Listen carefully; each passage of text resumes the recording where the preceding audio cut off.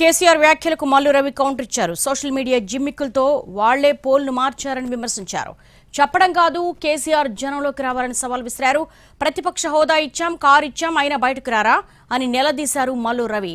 కేసీఆర్ వ్యాఖ్యలకు మల్లు రవి కౌంటర్ ఇచ్చారు. Breaking news చూస్తున్నాం మనం. సోషల్ మీడియా జిమ్మిక్కులతోనే వాళ్లు పోల్ను మార్చారని ఆయన విమర్శించారు. చెప్పడం కాదు, కేసీఆర్ జనంలోకి రావాలని సవాల్ విసిరారు. ప్రతిపక్ష హోదా ఇచ్చాం, కారు ఇచ్చాం, ఆయన బయటికి రారా అని నిలదీశారు మల్లు రవి.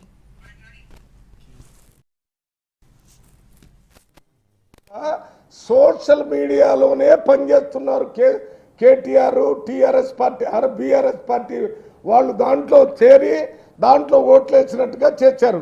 మేము ప్రజల దగ్గర పోతాం. రేపు మేము పంచాయతీ ఎన్నికలు పెట్టబోతున్నాం. దాని తర్వాత కోఆపరేటివ్ ఎలక్షన్లు పెడతాం, తక్కిన ఎలక్షన్లను పెడతాం. టైం ప్రకారం ఎలక్షన్లో ఓట్లకు రమ్మనండి.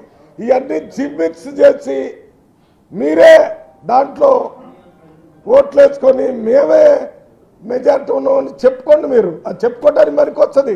నేను అడిగిన దానికి సమాధానం చెప్పన్నా. 1 year దాటిపోయింది.